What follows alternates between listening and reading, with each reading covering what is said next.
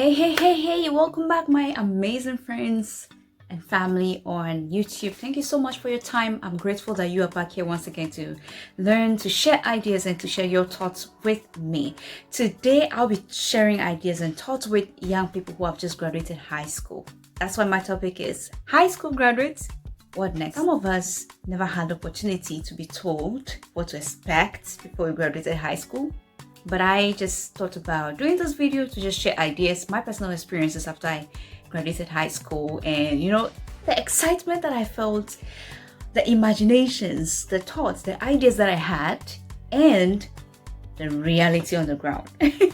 You would all agree with me that it is always so much excitement when you are in the final year of your education and you are going to graduate and just be out of school. No more studying, no more books, no more this, no more that. And you just have this excitement building up inside of you. The excitement builds up because you have some imaginations or some thoughts in your mind that you're thinking, yay, I'm going to have this, I'm going to have that. So I'll start by sharing my personal experience after graduating high school with you, and then I go in to share a few tips with you. I was filled with so much excitement because even whilst I was in the final year, I kept this big afro, and number one, I couldn't wait to graduate so that I can go and perm my hair. Because that was the thing then. I saw my seniors perm their hair, have beautiful braids, and I just could not wait to get out of school to do that as well. The excitement of becoming an adult. Whew, yeah, like be an adult, do my own things, make my own choices, my own decisions, and yay, nobody's going to control me anymore. That excitement was building up, and I just couldn't wait to graduate and just be an adult. Finally, I was also excited about, graduating and getting a job, earning income, making some money, and just buying what I want and having the life that I want to live, That was all the excitement that were building up inside of me. Little did I know that what I was going to face out there, was different. Just as soon as I graduated, I was lucky I had this private school in a village. So I was invited to bring an application because I think I met the proprietor some time before graduation, and he told me about the school. So just quickly, I rushed there, I got a few things and I moved there. Whilst I was teaching there, something happened. I can't just pinpoint exactly what it was that happened. So I just packed my stuff and then I think I left that community, and that was the end of that. Then I came to my village, and then one of my aunties came to town and she was like, there is this job in Accra I want you to, if you're interested, I would like you to come and do. So I was like, yay, let's go. And those days I remember that was my first time going to Accra actually. So that was one of the excitements as well, like graduate and go to the city, go to Accra, have, as if Accra was flowing with money. So I got to Accra, and then finally my auntie took me to this place where I had to work. I got there just to realize I was going to be a househelp. Yeah, and a cleaner actually. So my responsibility in this particular house was wake up each morning, clean the whole compound, clean all the classrooms, about 10 classrooms of kindergarten, crèche, and daycare kids. I had to do all this cleaning and then get the classrooms ready. Then the time is up and students comes in, parents bring their students, and then I go now take a bath, prepare, and by 11:30 I'm waiting with this big tray to take the food served to the kids for lunch, and then I'll start serving this classroom, serve all the classrooms. When they're done eating, I have to go back, sweep all the classroom, clear all the tables, chairs, everything, and then by then the kids will be out playing and having games and stuff like that with teachers. So that was what I had to do every day, and it was so tiring, it was so tedious. I remember sometimes I was just sleepy, I was just like exhausted. And when you think the weekends are going to be free for you to rest, forget it. Weekends are the days that I have to follow one of the ladies who was leading the team there. I have to go with her to the market. We buy a lot of groceries, we carry them to the house, heavy load, carry them, and then start preparing them for the coming week. And the toughest part, which was really annoying, was that I had to pound fufu, plantain. We'll boil the plantain, lift it from the fire, open it up to be dry, and pound only the plantain fufu for my madam to eat. It was so tiring. So that was what I went through in Accra. It wasn't easy. After about 6 months, going to 8 months, I felt very, very sick. I had pneumonia because the room we were sleeping was so choked with a lot of old stuffs belonging to this woman's children, and there is no space. So it was just I wouldn't give anybody that place to stay. I wouldn't do that, So it was just uncomfortable. So after this experience, I nearly died. My auntie came, took me to the hospital, and it's sad. The people did not even take me to the hospital. It was my auntie who had to come back and take me to the hospital for treatment. Whilst I was there, my dad called and I spoke with him. I had pneumonia, I could not breathe. So my dad was like, come back home and do something. Come back home, write your papers, and then go back to school. So that was part of the experience back in Accra, where I thought, yay, it's Rosie, it's gonna be great, it's gonna be fun. Let me let you know how much I was paid. I was paid 10 Ghana cedis, which is now about $2, which is really, really sad for all the huge work that I was doing. That was how much I was paid monthly. Unfortunately, that was not even paid to me myself. So when I was going, they claimed they had to gather that money and give it to me. All I can remember was having at least my TNT to come back home. Yeah, so I came back to Hopeway, where I used to live, and then the hustle had to begin. Yay! So I remembered teaching in a private school whilst taking care of my younger siblings. So what I had to do was that I had to start selling petty stuffs. I was preparing shito for sale. Shito is a hot pepper we use mostly in Ghana, and then I also had to start selling stuff like oranges, fruits, and other things by the roadside. I also sold boiled eggs and other things at the lorry park, carry it on my head, going by vehicles and then just selling to people, and made some profits from there. Basically, this was like my experience after high school. It wasn't that rosy picture that I was thinking, oh, it's gonna be this, it's gonna be that. But yes, I did my hair though. I did my hair, and you know what, doing the hair is not a problem. Keeping the hair and the hairstyle and funding that hairstyle, that was the problem. Now let's come back to the tips that I have for you. The tips that I have for you is, 1, be ready to do any job after high school, any job that is good, which is genuine. Don't be waiting to find an office job because you won't find it. Especially this time that we have COVID-19 and a lot of people are out of jobs. You won't find any office job for you at this time. It's difficult to get that because even the professionals are not getting that. So be ready to do any job that could bring you income, so long as it is genuine. Even if it means buying and selling, if it means, going to provide some services to somebody to be able to, for you to be paid, do that, because it's a job that would earn you income. Be ready to volunteer at places of your interest. For instance, offer voluntary services to organizations, individuals, offer voluntary services to them. When those people see the quality of what you're providing them through your volunteerism, I'm sure they would definitely want to keep you on board to be able to give them more work experience. You are going to get if you voluntarily offer your services.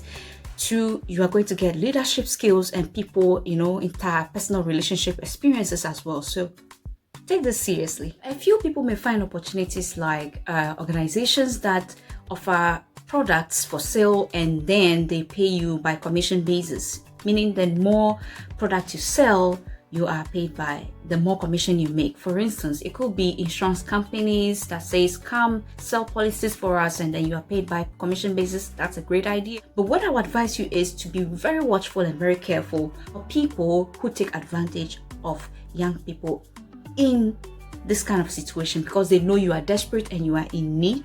I know that now that you have graduated, a lot of people are looking at you, especially the girls. A lot of men are spying you because, at this time, you are going to be looking more prettier. Because when you were in school, you are always in this one uniform, but now you're going to be changing your clothes. You're going to be doing your hair and you're going to be looking pretty, and men will start trooping in and following you and calling you and, wanting relationship and stuff with you. Be extremely, extremely careful about that, because some may come with promises of job offers, but they have a different idea. There is a strange attach. There is this friend of mine that we graduated school together, and then she was looking for a job. The man offered her a job at a filling station, but the man had a different intention. His intention was to have a relationship with her, to sleep with her, which definitely is not what she was looking for.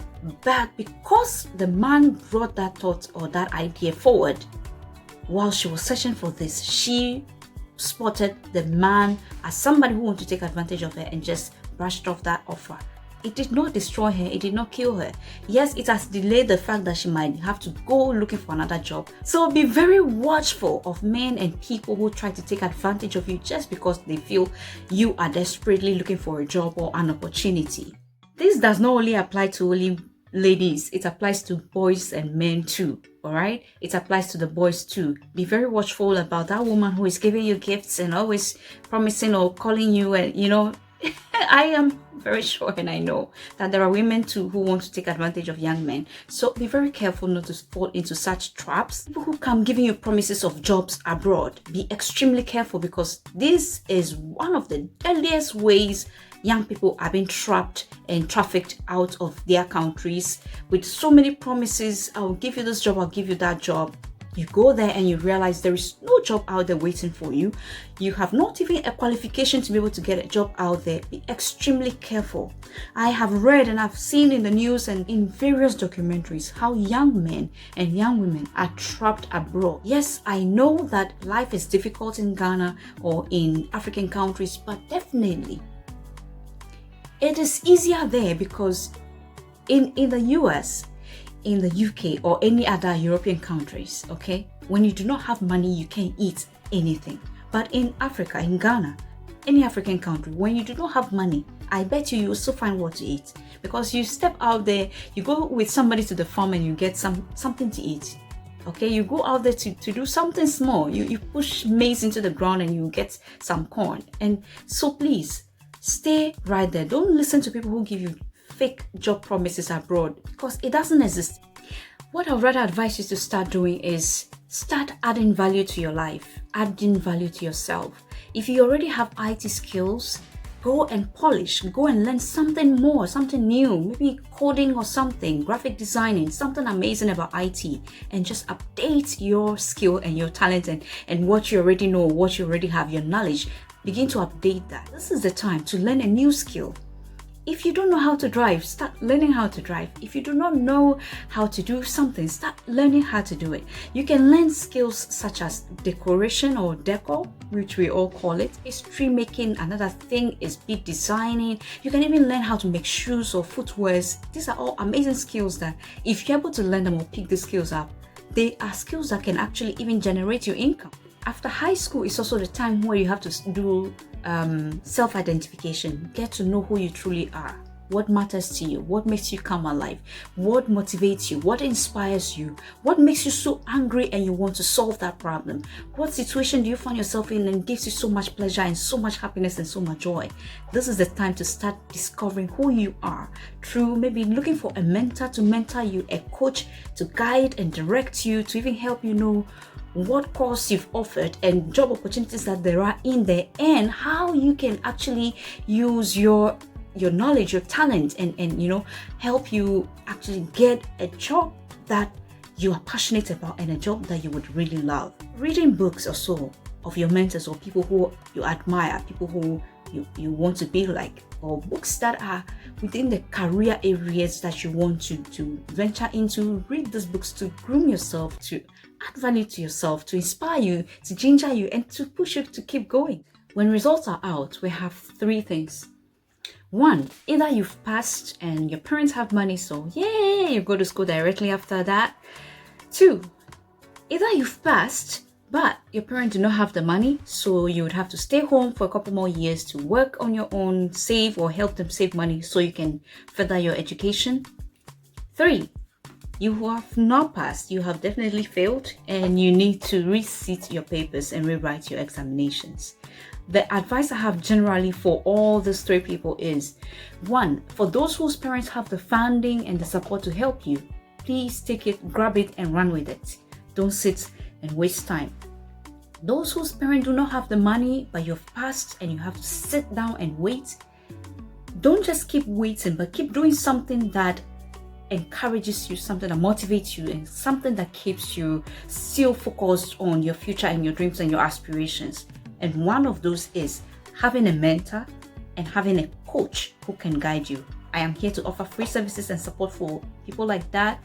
And my organization, Feminist Africa, also support young women, especially with such situations. So I would add the link there for you to check us out on Facebook and Instagram and all other social media pages, so that whenever we have such opportunities for young people like that, you could also benefit.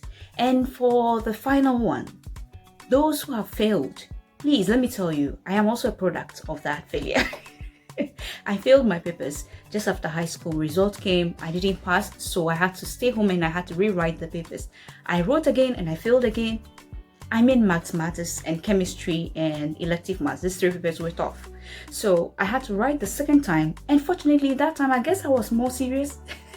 So I made it, I passed. But before even that time came, there were still opportunities flowing around. So I had the chance through access course, and I was able to further my education, and I entered into the teacher training college through access course. Even that has a lot of story around it that I need to tell you maybe sometime in my subsequent videos. So this is it. All I want you to know is this: we were having fancy thoughts and dreams and aspirations and ideas in our minds that, hey, if I graduate high school, it's going to be this beautiful, it's going to be this, it's going to be that. It is not always that rosy. It is not. You are not going to face life as a young person. You're not going to be making decisions, choices that can either catapult you to your next level of life or bring you down to that pit where you do not want to be. So be watchful, be careful. You are now an adult, yes, but be careful how you relate with people and the choices you make, because some of these choices and decisions, you might live to regret them. So yeah, thank you so much for your time for today, and I hope that this inspires you in a way, that this encourages you to take your life into your own hands and mold yourself into what you want to become. And don't forget the God factor. You can't leave God out of it.